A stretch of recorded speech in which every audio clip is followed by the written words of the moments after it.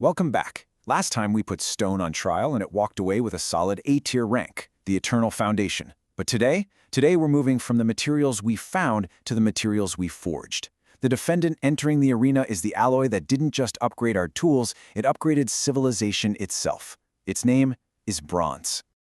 All right, let's get right into it. Just look at the difference. On one side, you've got the stone axe. It's an instrument of brute force, really. It chips if you so much as look at it the wrong way. And on the other, the bronze sword. It's engineered, it's elegant, it's a blade that holds a sharp edge and can bend without just snapping in two. This single image, right here, captures the unbelievable leap forward we're about to talk about. So, let the trial begin. Bronze now has to defend its legacy, not just against the stone that it replaced, but against every single material that has come since. And listen, there are no nostalgia bonuses here. It has to earn its place on pure merit. So what is this stuff? Well, the recipe for changing the world was, deceptively simple. You take a whole lot of copper, which on its own is pretty soft and bendy, and you add just a little bit of tin. But that little bit is crucial, and when you do that, you've just performed humanity's first real act of hacking chemistry. You've intentionally created a brand new material with properties that are just way greater than the sum of its parts. Okay, let's open the case file. We're going to start with the evidence for greatness and really dig into the monumental, undeniable impact bronze had on the entire world. And the scale of its reign is just staggering.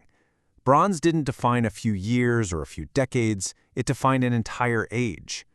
For more than 2,000 years, from the very first alloys to the rise of massive cities and complex, sprawling trade networks, this one material was the engine of human progress. And it really did revolutionize everything it touched. Bronze plows could cut deeper into the soil, which meant more food for growing populations. Bronze swords, longer, sharper, and more durable than anything that came before, completely changing the face of warfare. But it wasn't just about food and fighting. The complex process of making bronze created specialists, smiths, miners, traders, laying the very groundwork for our complex urban societies. But here's where it gets really interesting. One of bronze's key ingredients, tin, was incredibly hard to find. The search for it, the need for it, actually forced different civilizations to connect with each other. You had people in the Mediterranean who needed tin from as far away as Cornwall in what is now Great Britain. This wasn't just simple trade. It was the birth of the world's first truly global supply chains. So the historical impact is just immense, no question about it. But how does the material itself hold up to a technical eye? Well, it's time to call an expert witness. Let's take a look at the engineer's report card. And here are the cold, hard numbers. Look at that tensile strength. We're talking up to 800 megapascals. To put that in perspective, that's actually stronger than many early forms of steel. It strikes this fantastic balance. It's hard enough to resist wear and tear, but it's still workable. And that relatively low melting point, that made it perfect for casting into really complex, intricate shapes, which was a massive advantage.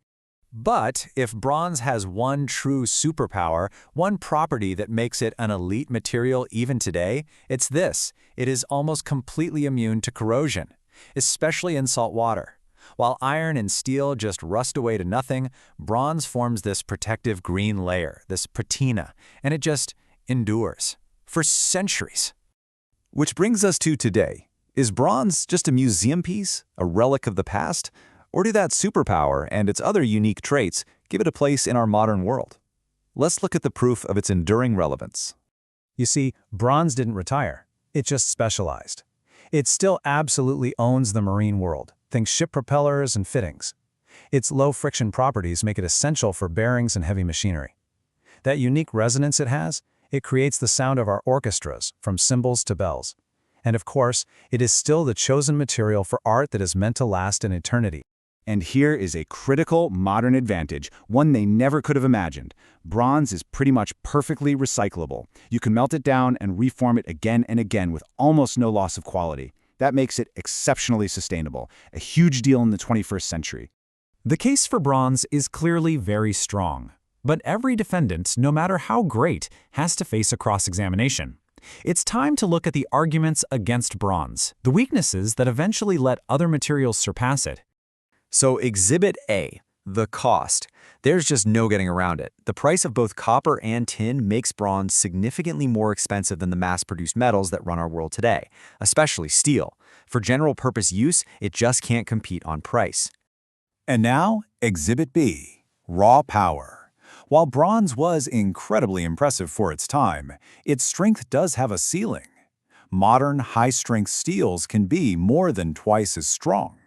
That makes them the obvious choice for things like structural beams, modern armor, and any high-stress application. So, the prosecution rests its case on this simple idea. Bronze is a brilliant specialist. It's a master of its own niches, where wear and corrosion resistance are everything. But it's just not the all-rounder anymore. For general-purpose strength, weight, and most of all cost, it has been outclassed. The arguments have been heard. The evidence, both for and against, has been presented. We have arrived at the climax of this trial. It is time for the final verdict. Now, to make sure our judgment is fair, we rely on our 6 official criteria. We consider everything from its world-changing history all the way to its modern-day cost and relevance. Every single material gets judged by this exact same standard. After careful deliberation, weighing all the evidence, the final score for bronze is a 7.5 out of 10. That score places it firmly and deservedly in the A tier. A legendary, high-ranking material, but one that just falls short of that absolute pinnacle. So why not the coveted S tier? Well, it's really a tale of 2 different eras. Its historical impact is, well, it's undeniable. It's absolutely God tier. It forged civilization. But its modern scalability and its cost, they prevent it from being a dominant, universal material today. Its incredible greatness is balanced by its modern limitations. And so, bronze takes its place in the A tier, a revolutionary pioneer that still commands our respect in its chosen fields. But its successor is waiting in the wings, the metal that built empires, railroads, and skyscrapers. If bronze earned its A, what will iron claim? Join us next time to find out.